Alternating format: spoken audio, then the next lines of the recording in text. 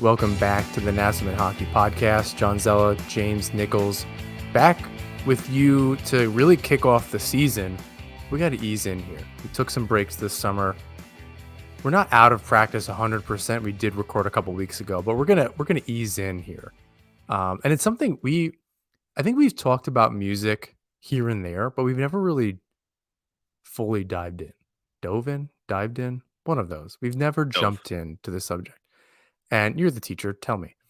Um, Although we were on Bar Down Breakdown, or a fellow show on THPN, the Hockey Podcast Network. Um, but we've kind of talked a lot about a lot of things on that show. But what does James listen to on a day to day basis? What are you putting on? You're going to the gym. What do you? Oh, that's a different playlist sometimes. But you're going to the gym or you're in the car. What do you Yeah. listen to these days? So I actually just discovered this new band that I'm really into, called Spirit Box, and Oh yeah, I yeah, I've yeah. just been really digging their stuff. Like, female vocal lead, and like I always love a female vocal lead. Like I'm a big fan of like In This Moment, and then other female vocal lead bands. But um, when I discovered Spirit Box, I was like, man, this actually might be the best female lead singer I've ever heard. Like she's For like a rock band. phenomenal for a rock band. She is I mean for she does scream, but when she's not screaming, she's also like phenomenal. And I'm like she could be the best female singer I've heard like in a long time, like of a lot of people. She's incredible. So I've been really digging Spirit Box lately. That's been a band I've been listening to a lot. Are you saying that she's better than Haley Williams of Paramore fame? Um, I'm saying she has a very strong voice, and it's different. It's like very it's hard to compare them. They're not the same, right? They're very different voices. Like I don't know her name, but the lead singer of Spirit Box's voice is very. I want to say the word is dominant. If that's Hmm. if I could put that into words, right? Does that make sense?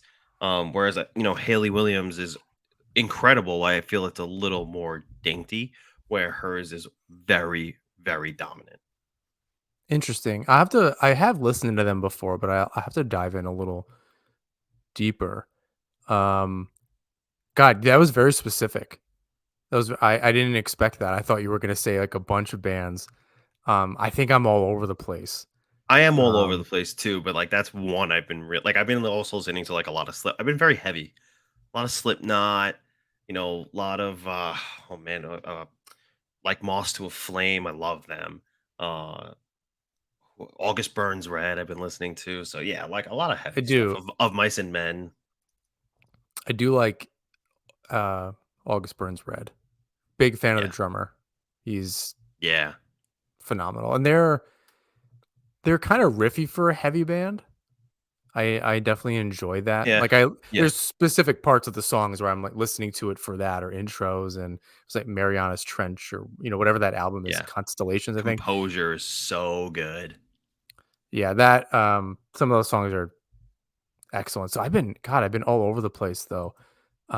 There's been a lot of Long Island bands um that are coming out. There's a band, oh man, I'm gonna heavy oh my god, I have to look it up because they were so good. I just listened to them. And of course on your computer you can't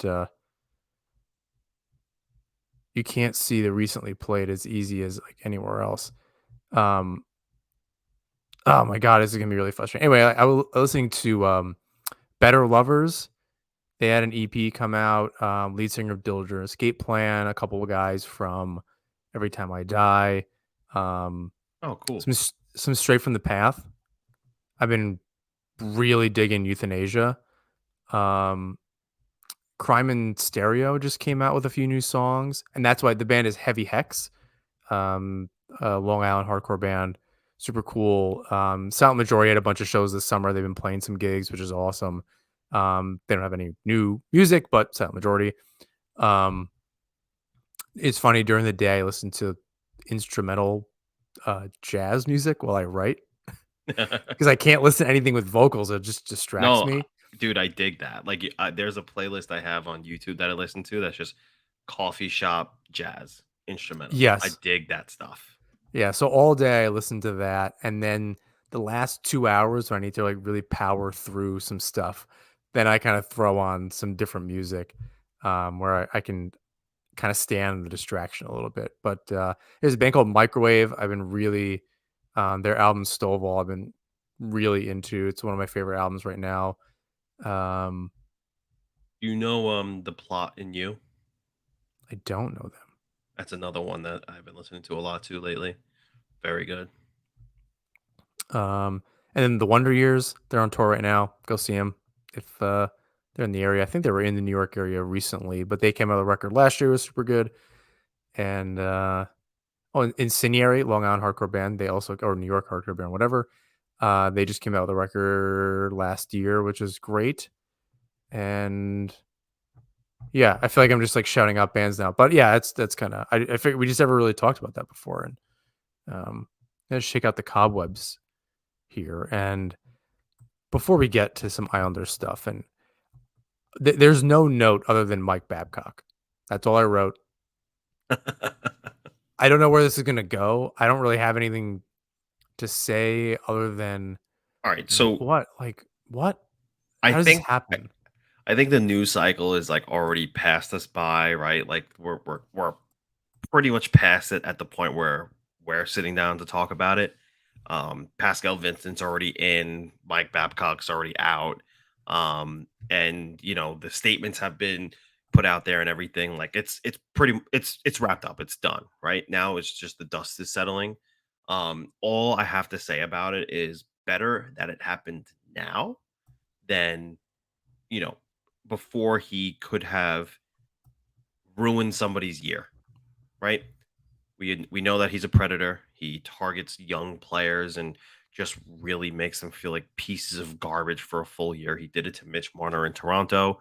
Some other players came forward from, you know, his Detroit days, like Johan Franzen, by the way, talking about how Chris he's a piece of Chelios, shit. Chris Chelios, right? So like he did it to them back in the day. So it's better that it happened, and especially for a young rebuilding team where the entire roster, I think the average age there is like 24 years old. Better that it happened now than before he could ruin half of that youth's whole year and have that team take a step backward. He doesn't belong in hockey. He clearly demonstrated that the first time. A lot of people are giving Jarmo Kekalainen shit for hiring him. Apparently, he's a guy who has like a big heart and believes in second chances, and he tried to make a business decision based on his resume to, you know, really jumpstart the rebuild that, you know, he's put forth there, that he's, you know, he's been basically he's had full ownership of. So he made a mistake. You know, they didn't fire him for it. I think I'm okay with it, you know, so long because they, and it wasn't his decision alone, but you know, he handled it kind of, I don't want to say cleanly, but he handled it, right? The statement that he put out after thanking him for, you know, his professionalism, I was like, that's kind of bullshit because he sucks. But um, it it was fast, it was clean, um, and like I said, the dust is already pretty much settling, so it's almost over. And I think that team will be, well, I know that team will be much better off without Mike Babcock. I guess I just don't understand the aspect of you had to bring him back, and then you had somebody kind of in the wings. Now you had to do something quick, right? So it's kind of hard to read, but you had somebody, and then you sign him to a 2-year contract immediately from within the organization. It's why bring back somebody that's been out of it at all? I don't understand, and I don't think it's just a matter of, oh, we need to clean house. In a lot of ways, that the NHL does need that. So it's just very odd to me, especially like the Joe Quenville and some other, always a really good coach or this or that. If if you can move on, I don't know why we're not trying to bring up other young coaches. I mean, the Islanders did that, right? Lane Lambert, been around the league a long time, but not a head coach. And I suppose that's something. It's a little less of a carousel, and he's not really been hired and fired a million times. He's been with 3 organizations.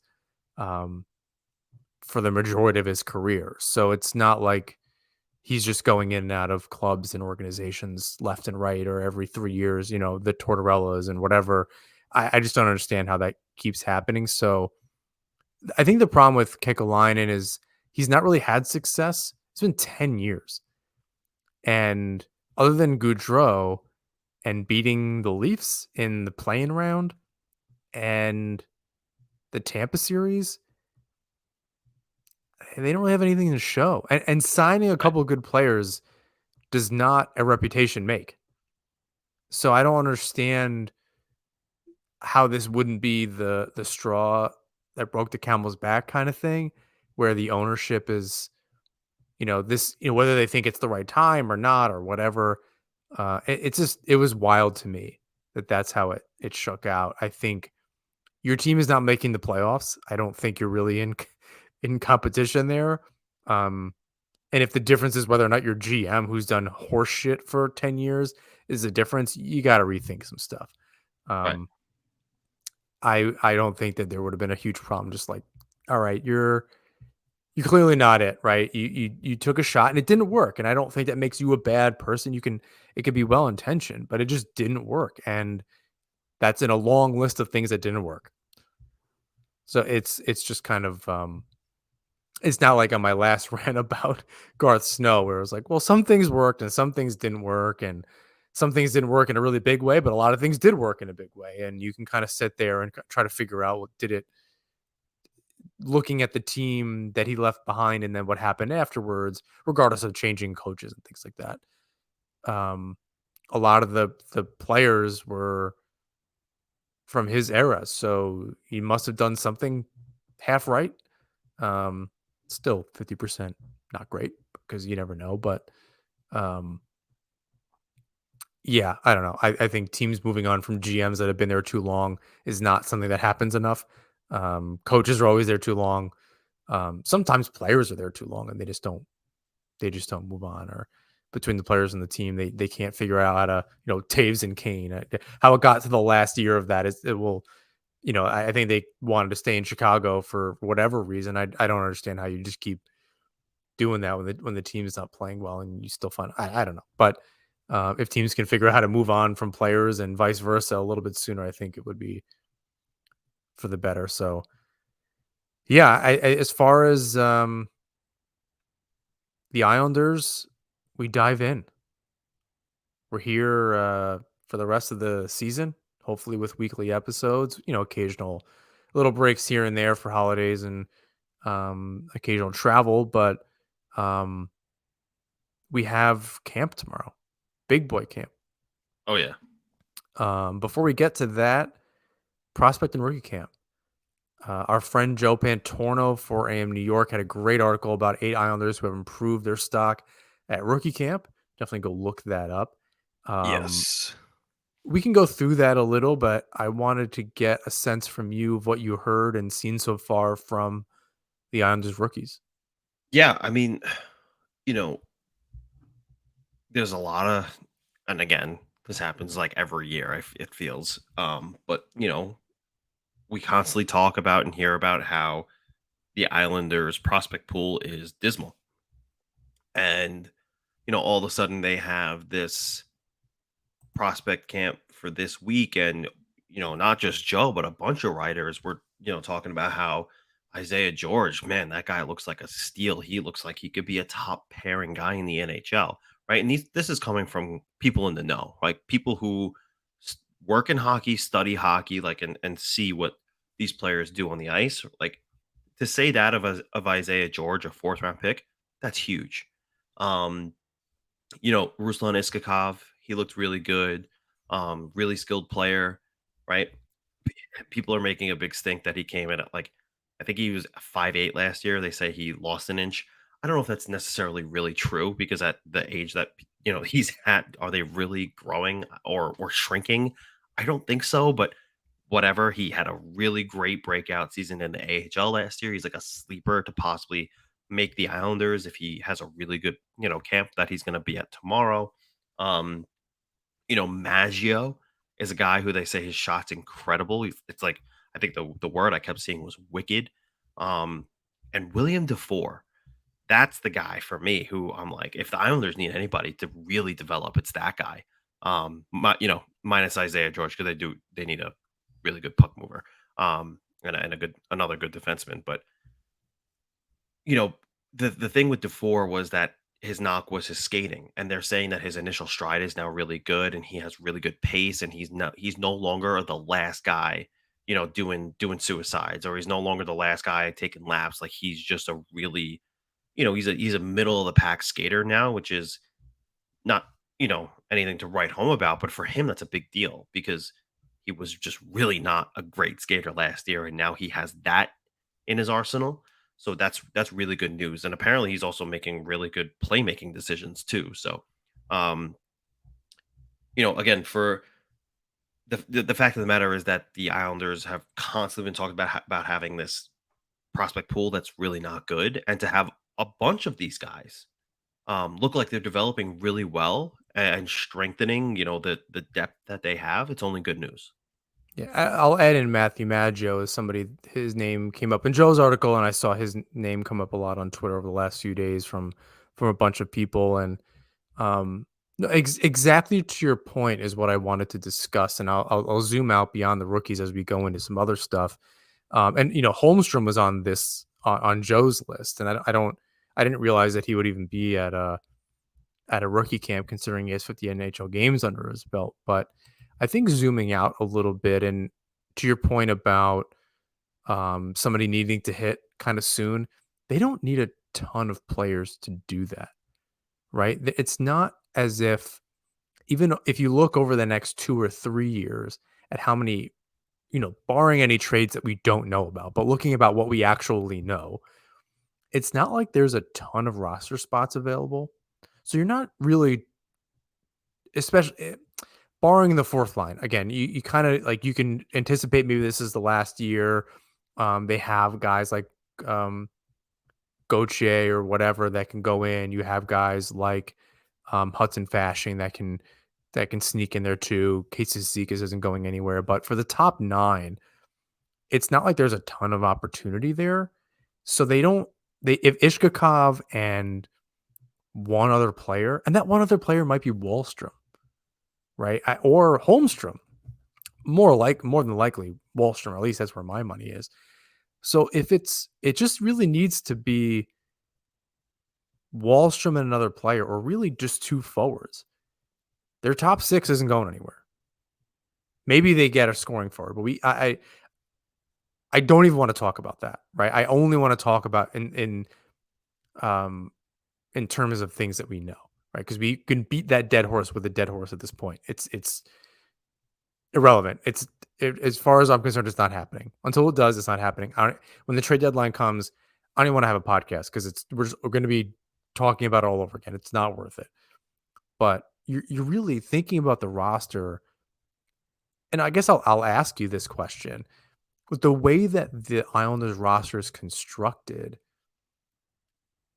do we even need to worry about additions from the outside at this point? Or are we really looking at maybe a rookie or somebody coming in? The Islanders are dying for that. This franchise has been dying for somebody that's not a first round pick to really break out. Save for Wallstrom, right? That would be amazing. But some of these other players that are, years in the making, or this, all of these Stanley Cup teams have somebody that somebody just comes out of nowhere. Some rookie really makes a difference. I'm not saying he scores 50 goals, but someone makes a difference. It's kind of the Islanders' turn, and they have this 8, maybe 10 players that could really push for a spot over the next few years. A lot less for this season, but who's really close? Like, are we? Is Ishkakov closer than we think? I don't know about Dufour. Um, I saw some mixed reviews about his skating. I know you're saying it got better, but maybe it's still not at the NHL level.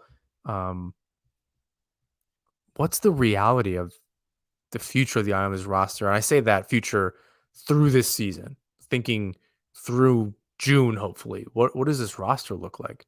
Yeah, I mean, look, like you said it, like say for Holstrom, but he's back, he's in the lineup, and not for nothing, Lane Lambert gassed him up the other day in his first media availability, saying he's really excited for him and his growth and his potential and everything. So, we'll see what that looks like on the ice as soon as tomorrow. But um, you assume he's going to be in the top nine, and then the top six is going to look like some sort of combination between Lee, Nelson, Palmieri, Horvat, Barzell, and X. And that maybe that is Holmstrom.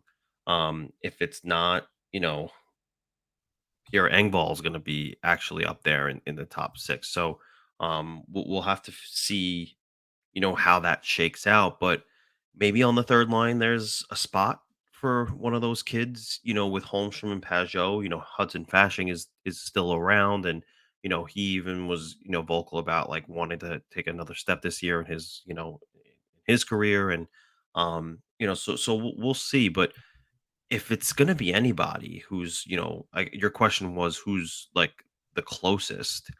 I know he I was mean, around a bunch yeah, last year, it's a mix but it between who's the closest and who's the closest that meets a need, right? So I think that's where there's a kind of a thin line. That Venn right, diagram needs to meet somewhere in the middle. It can be Ishkakov could be closest, but if there's no spot for him, and you're thinking, well, who are we going to sit? This is not going to work, right? right. It's kind of Well, like it's like picking a center.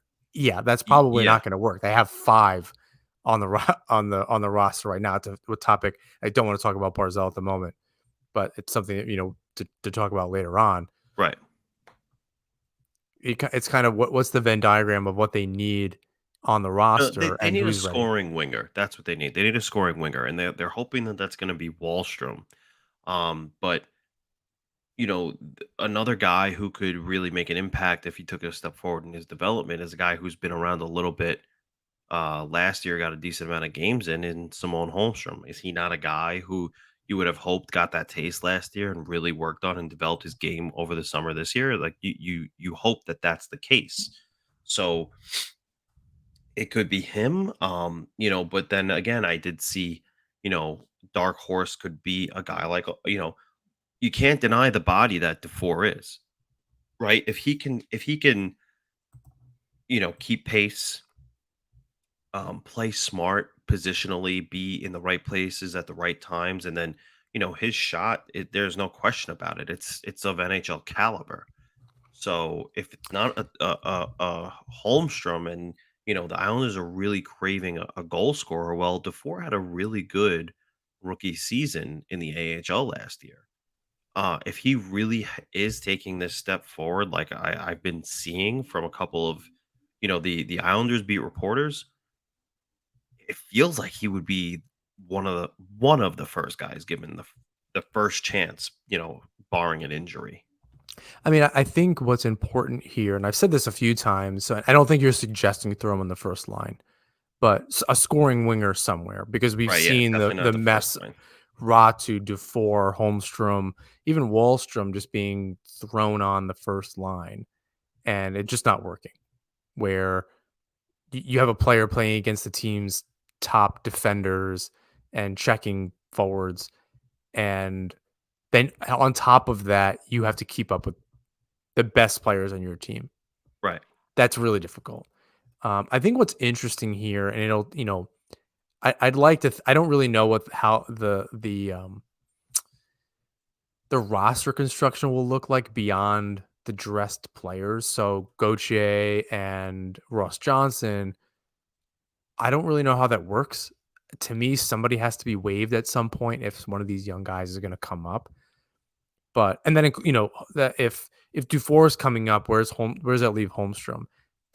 Probably just not on the NHL roster to begin with. So if a player goes down, they can call up somebody, and they don't have 2 and 3 players sitting in the wings at all times.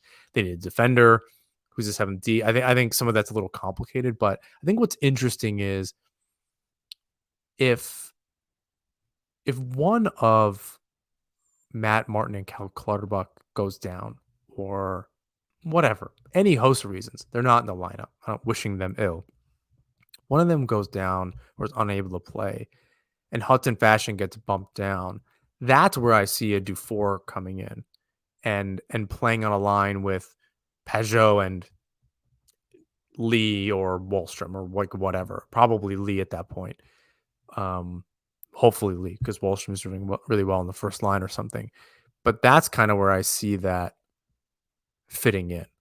It's got to be something happens in the bottom six, and a Dufour or an Ishkakov can come in and be not thrown to the wolves. That's a big change I'd like to see from Lambert going into this season. If you are going to try to utilize these younger players, you can't throw them in there. Dufour got less than 7 minutes and just be upset about it, right? It's that's just not something that you can do on a regular basis. You're not going to build their confidence, and then you got to wait a whole another year to come back. That's a mess to me. That doesn't make a whole lot of sense. So it's really going to be in that bottom six where you can make some changes just based on the health of players, who's going to be available on a night to night basis.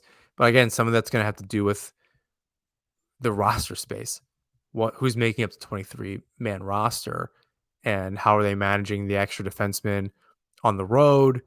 Um, who's waiver eligible? Are they willing to do? Are they finally willing to waive Ross Johnson? I don't know, but it's interesting that they have a couple of players that fit that need. To your point about a scoring winger, let's call it in their middle six, just so give the kids a little credit.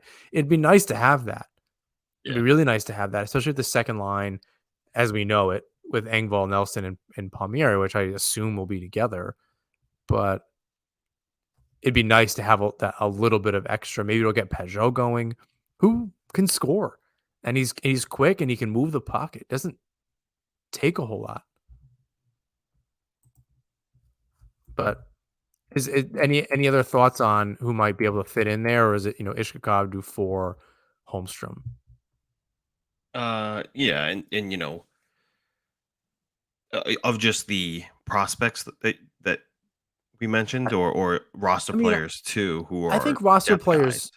I think roster players too. I mean, I had like a whole thing written here. Obviously, I didn't really go into it, but even whether it's Holmstrom or Gauthier or whatever, somebody needs to Gauthier step is the up guy I here. wonder about. Like his career has been weird, but he's a former first round pick. He had some talent back in the day, and I just wonder, you know, is he a guy they took a stab on because they saw something in him, and maybe he just needed the right situation, and now he's in one.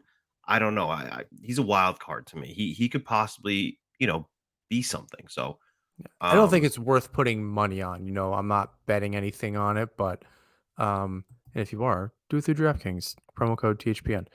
Um, but some I think we talked about this last time, and the NHL account on Twitter, or the artist formerly known as Twitter, posted a video of him scoring a goal or something like that, and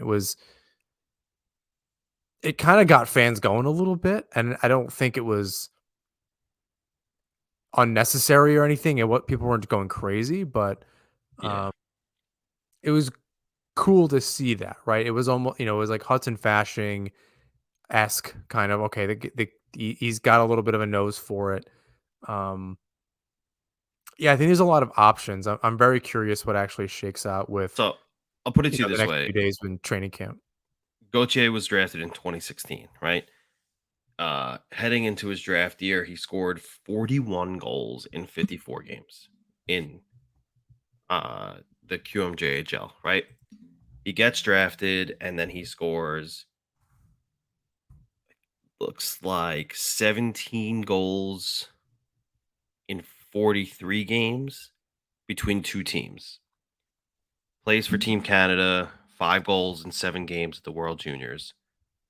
Then he goes to the AHL and scores 16 goals in 65 games, and then the following year with the Checkers, 27 goals in 75 games.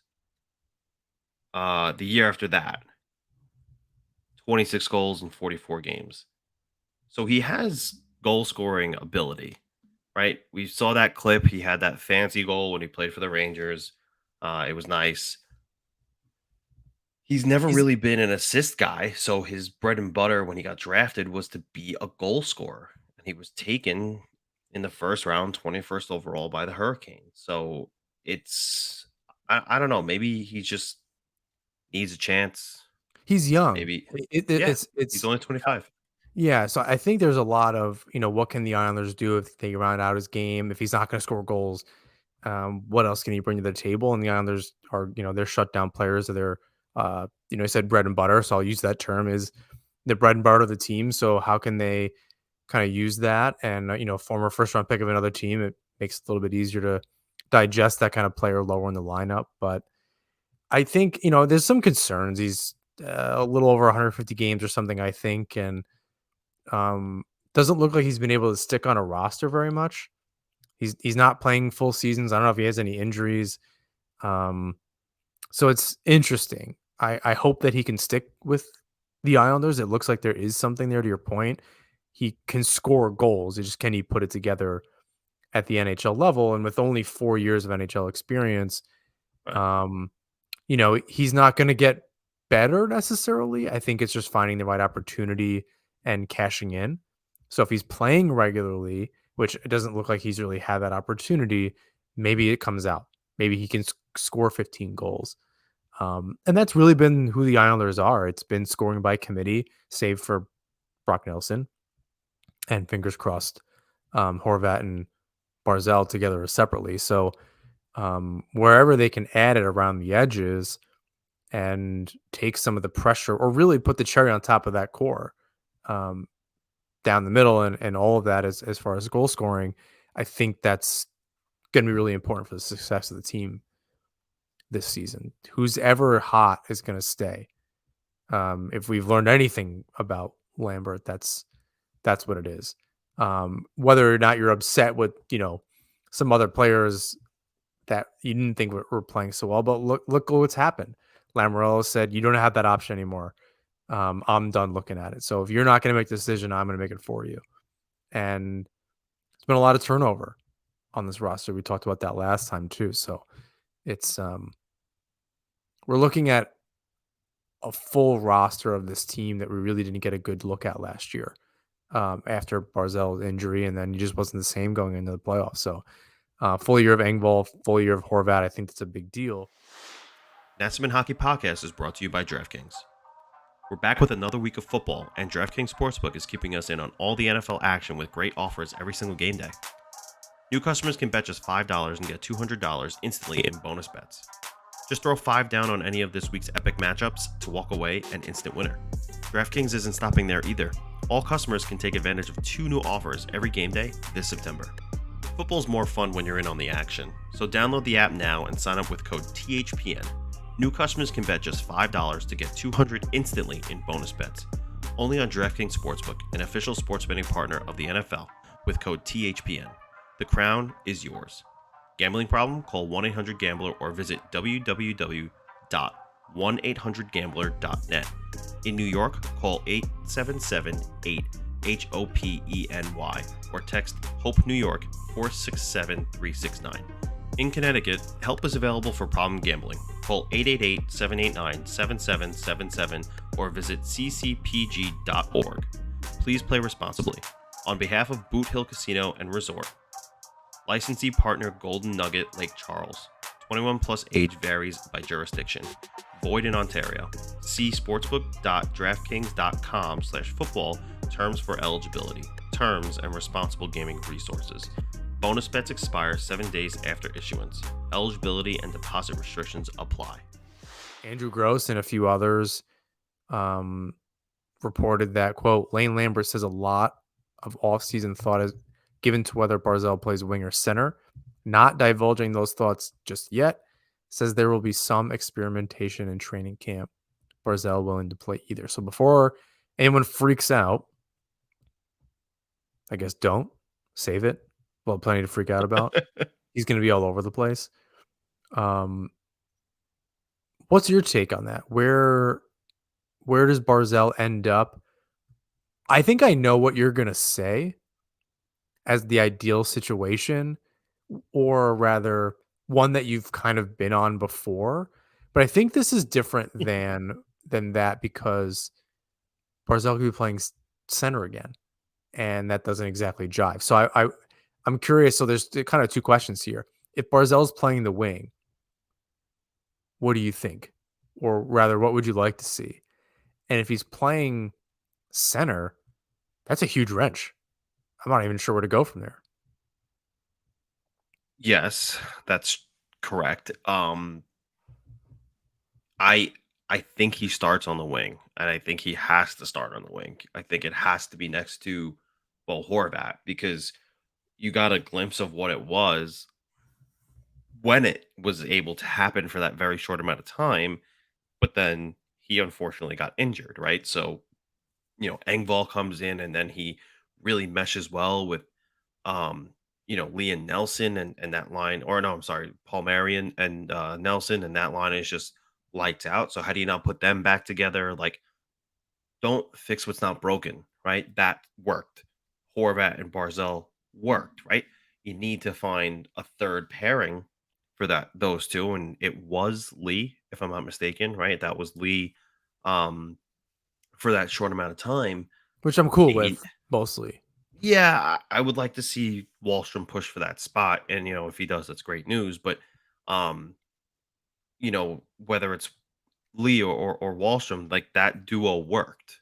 So in my opinion, you have to start there, and it hopefully that momentum carries over to this training camp and into the preseason, and that works, right? Because that's that's what you want, the playmaker in Barzell with the goal scorer in Horvat, and whether it's Lee or Wallstrom, right? And if it's Wallstrom, now Barzell has two weapons to distribute to. If it's Lee, Barzell can distribute to Horvat. Lee will be in the front of the net to clean up the garbage. Like we know that's the formula. Yeah, So, I think those 2 options are pretty good. I'm surprised to not hear you put on your tinfoil hat well, and I and was going to say if if they put him back at center, Okay, this is not where I thought you were going. Wow, you're really pulling out the stops from me here. well, I was going to say if they put him back at center, maybe move Nelson to the wing and have Nelson play with Barzell because Okay. we've seen that chemistry work. I know Yeah, what you're so gonna say. that's You were gonna kinda say that Nelson should center Barzell because I said that last year. I That works for me too, but yeah, I it's the thought you only thing I were can think of if they're I gonna thought put you were gonna Barzell say back. it's irrelevant who plays center, Nelson and Barzal need to be together. Well, I thought that's that's what you were gonna say. yeah, yeah. Well, I mean, dude, how they were lights out together. Like, who was I listening to? It's a hard I f- decision. I forget who I was listening to. Um, that was talking about just how I think it was Sidney Crosby actually, how underratedly good, elite Brock Nelson is.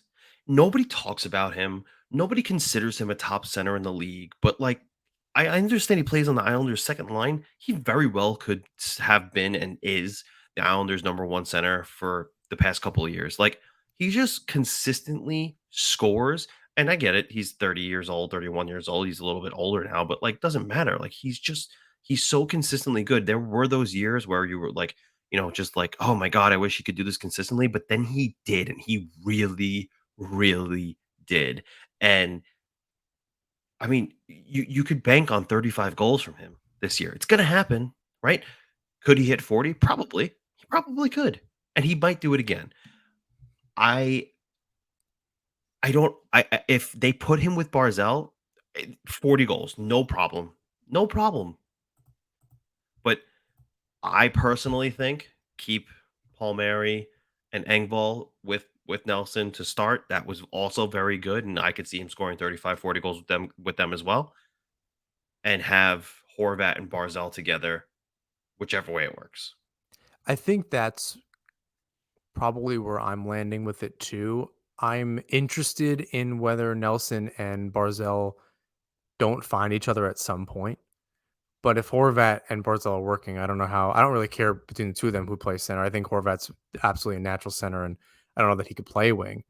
I mean, hell, I struggle playing the wing. I don't play hockey for a living, so it's just not generally where I'm comfortable. But um, and that's the nature of it. You kind of play one thing for a really long time, and when you switch hard, and it's hard to go back, even if it's something that you played growing up on a regular basis. So I don't understand what happens when Barzell is if he's the center. that I forget about blowing up the second line. I don't understand what the lines even look like. That is some galaxy brain shit that you have to go through to get something that looks somewhat normal. I'm sure you could do it, but I haven't like I wrote this days ago and have not been able to wrap my head around what that would even look like. Because all right, so you're who are you taking out of out of center? Is it Cizikas, who played the wing and was successful, and you can move him pretty much anywhere. But then it's Pajot and no, okay, that's weird. Um, is it Pajot's going in the wing? Well, no, that is also super weird. He's a really good centerman, and he's maybe your best faceoff guy. So that's stupid. So I like logic is telling me Barzell can't go play center. So I don't know why Lambert is playing this Lamorello bullshit. It doesn't make any sense. You have to rack your brain unless they've sat down all summer. They knew who their players are, right? There, how many? It's only so many moving parts, like we said earlier. I don't really get it. I don't know what happens. You had a smirk, so you might have some kind of an idea that you're cooking up. So I do want to hear it. Go No, ahead. I'm just when you were saying like, no, that's weird. Like you don't take your two best centermen out of the face-off dot. Like you're right. However, it did remind me of I was reading a story today about the Boston Bruins and whether or not Trent Frederick for them was going to play center or wing, and they said no, he's going to play the wing.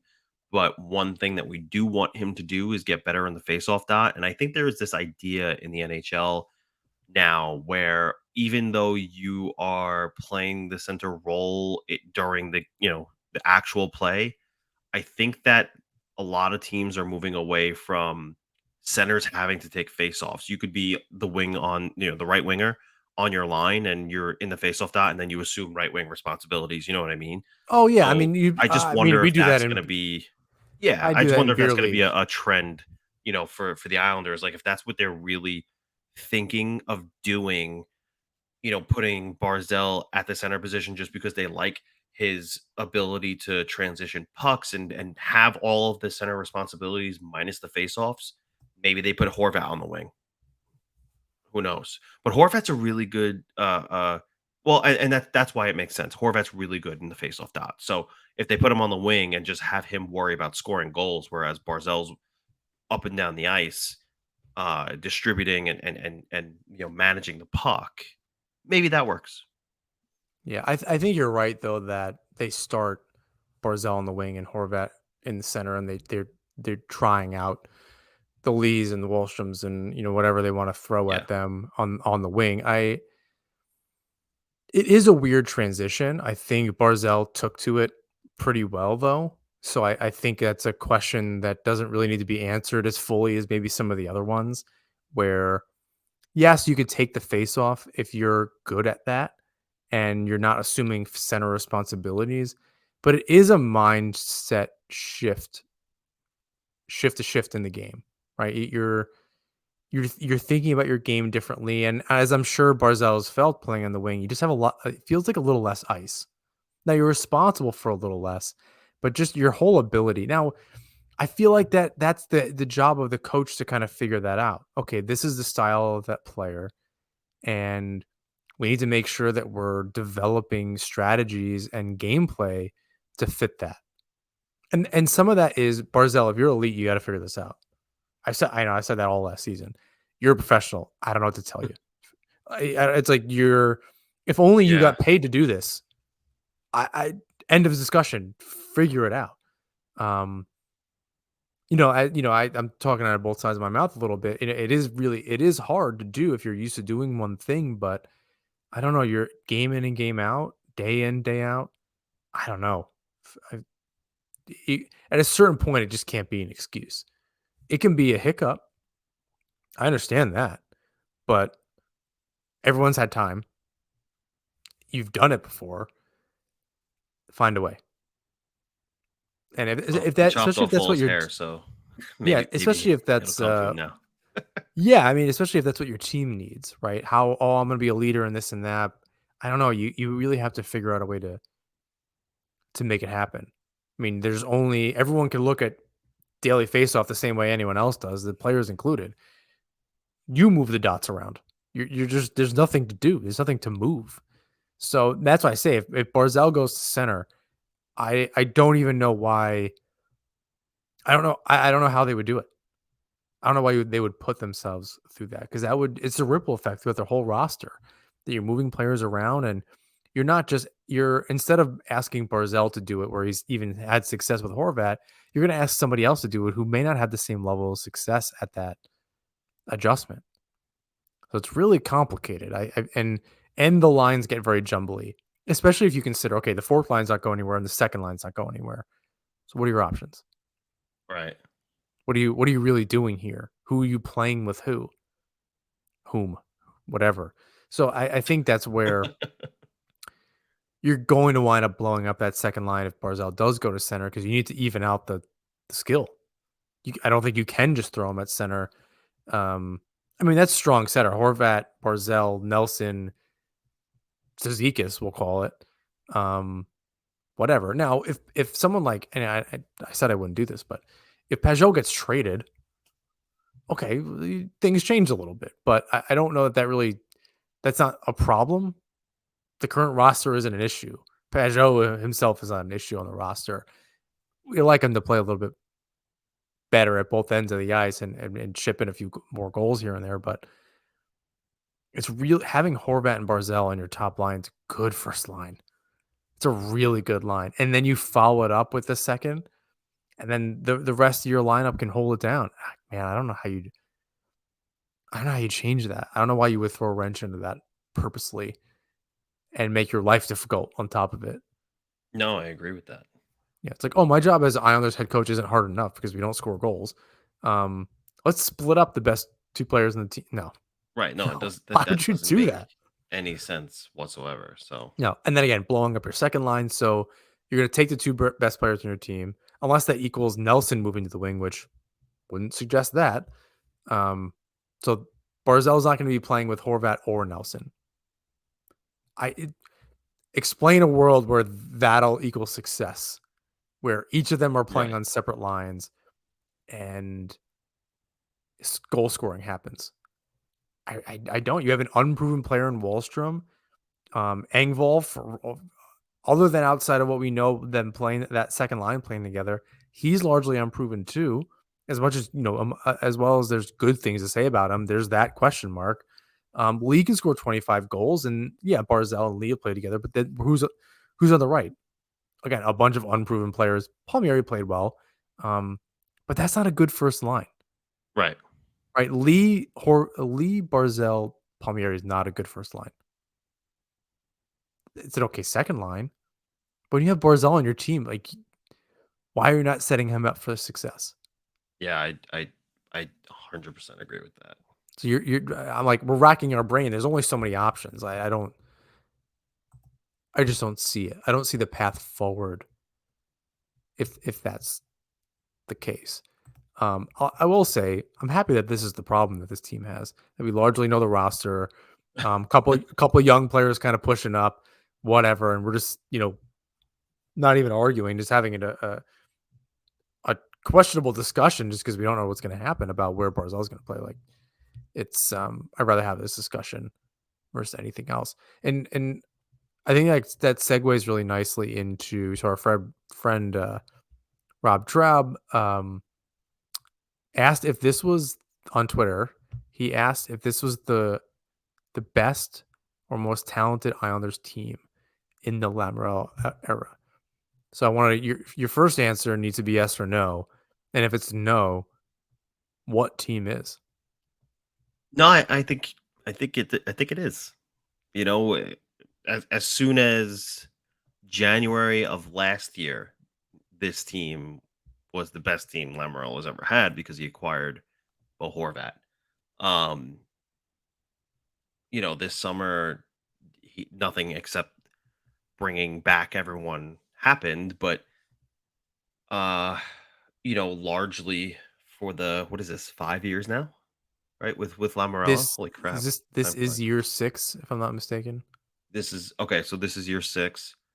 They've they've always had Barzell and Nelson, um, and then a bunch of decent to good players. Now they have Barzell, Horvat, and Nelson, um, and those decent to good players. Plus, in the forward group, what I mean, plus they have uh, Ilya Sorokin in net, right? He's otherworldly. Um, the defense, Romanov is a really big, ad, but that was before Horvat's time, right? So yeah, I would say that this is the best team that Lou Lamoriello has rolled out so far to begin a season. I think to begin a season, that's right. The players are a little older. I think they have a little more to prove because there are expectations. Um, I th- I think it's tough. It was never about it. If it was the best roster, the best player, it was more this Herb Brooks approach about the right group, not the best group. And now that it is the best group, or if we want to call this the best group, um, this might be the group with the highest expectations from the fans. I don't know about from ownership or whatever, but from the fans, after a really tough out last year against the Hurricanes, and still kind of holding on to those 2 long runs and believing that this roster is and this team is good enough to do that again, right? It's teetering on not hope anymore, right? If they either don't make the playoffs or really bow out in a bad way again in the first round, I think there's a lot of changes that are going to wind up happening anyway, just because contracts are running out and different things. You're going to see um, 2 years of more turnover than maybe ever before in a very long time, and I don't know how anyone could hold on after that if they don't do well.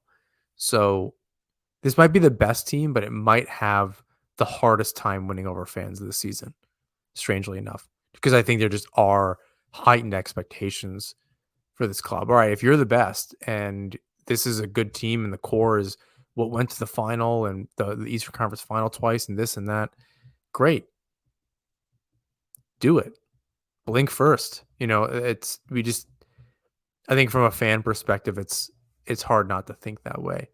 Um, and we lost a lot of good players, and we're going to talk about Josh Bailey and Barzell and Bavillier and over the years, players like Taves and Letty and Boychuk and a lot of these players that were around for a really long time that were part of what we thought the core was. Now they aged out or for various and sundry reasons are no longer with the team.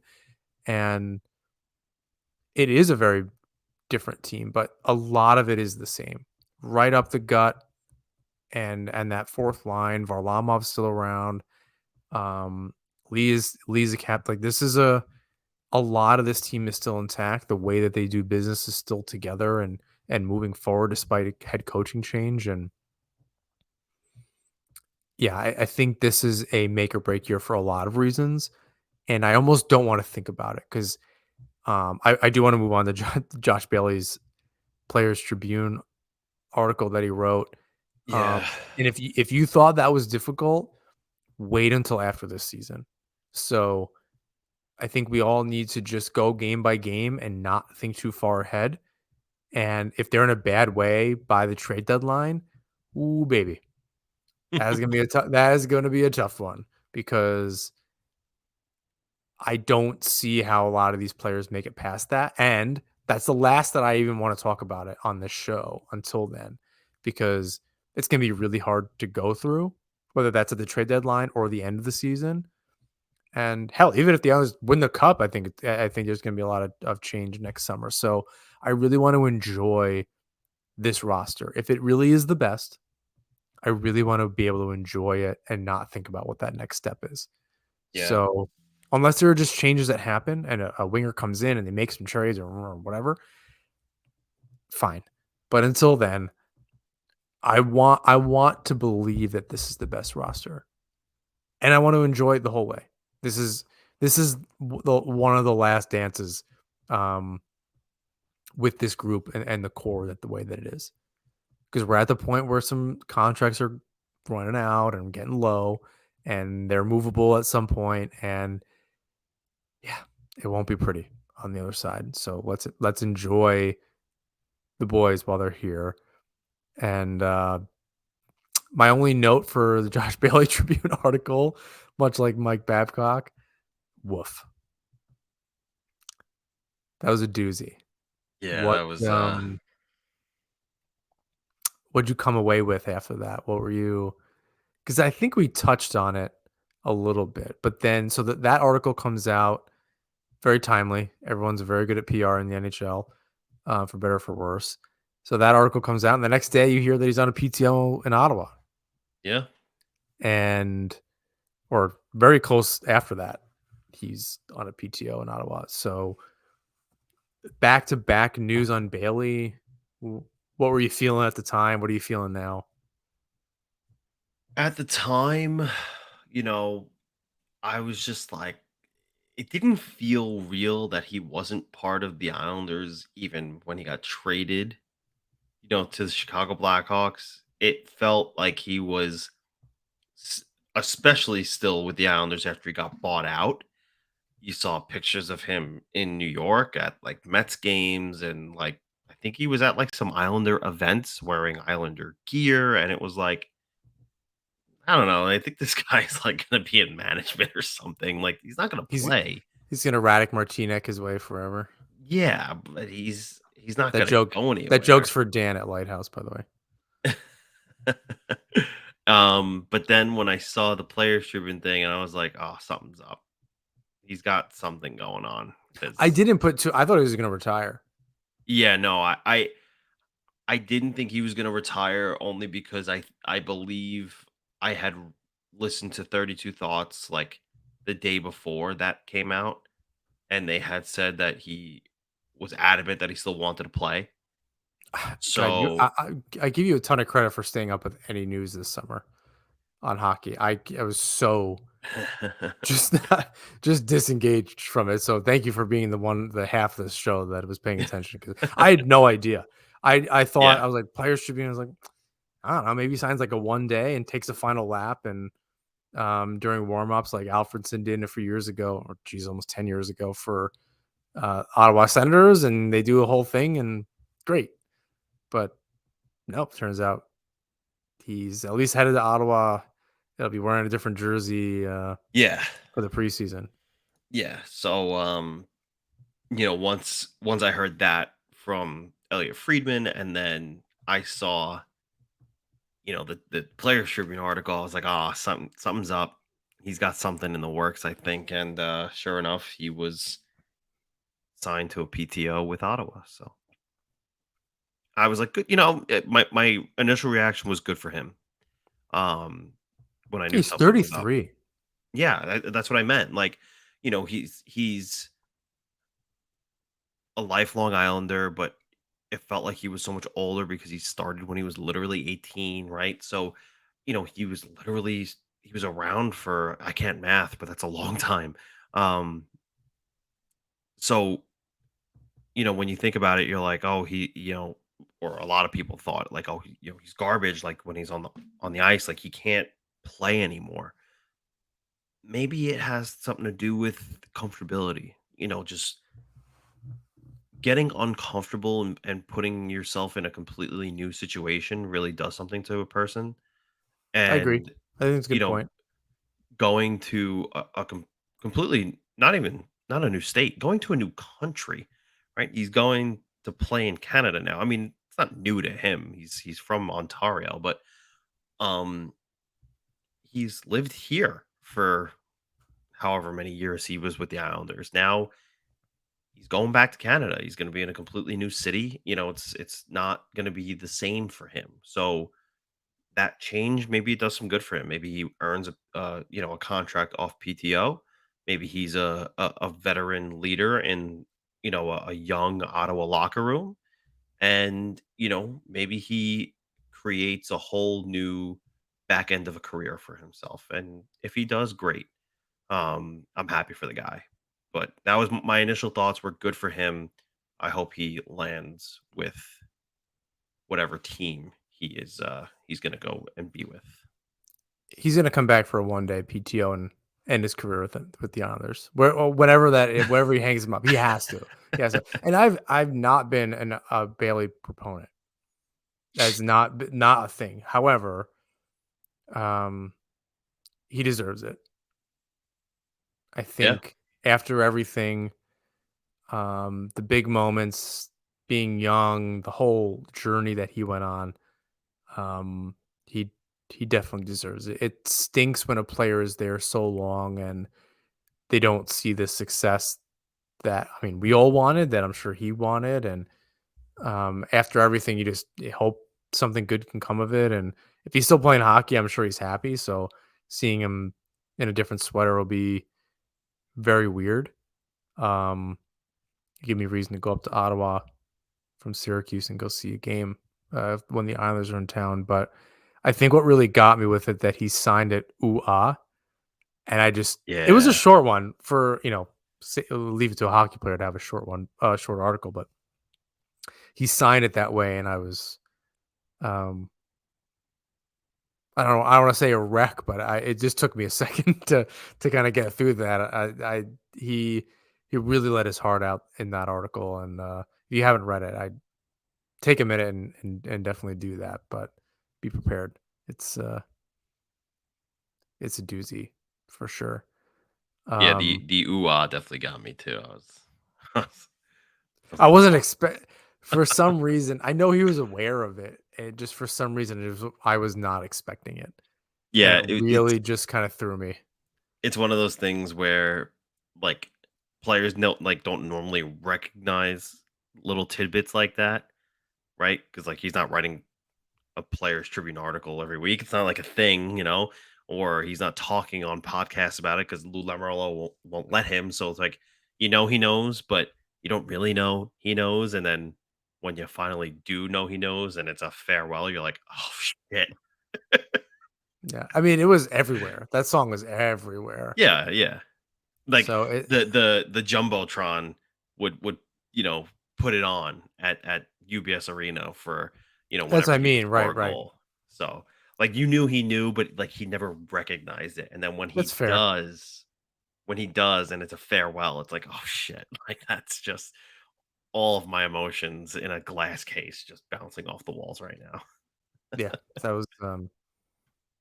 was a tough one. And I don't mean to end the show on that kind of note, but it was just I wanted to make sure that we at least touched on it. And whether we started the show or ended the show with that, it was going to be a little tough. But yeah, I'm excited about the season ahead for us. Um, I don't know. We're having conversations with the people, and maybe change the show, and we're not going anywhere, kind of thing. I don't know where things are at this point, and all good things, but we'll keep you updated. I'm excited for whatever comes next for us in the show and whatever it looks like. And um, I think at the end of the day, just happy to be here, happy to be on screen with you. It's a bummer we have not ever done a real show, like an in person show. Um, Maybe one of these days we have to make a point. I don't know how we do that with our schedules, frankly, but um, Good luck catching me being able to do anything. I know I have to get in, like, in between your bedtime and your kid's bedtime. I have to squeeze in 45 minutes, and then even if I'm down in that area, then I got to go out to the dump.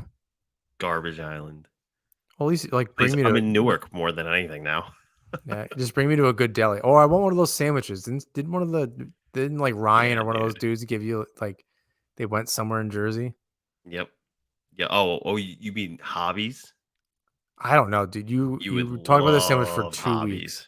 Yeah, you would love hobbies. Oh my god, you would love hobbies.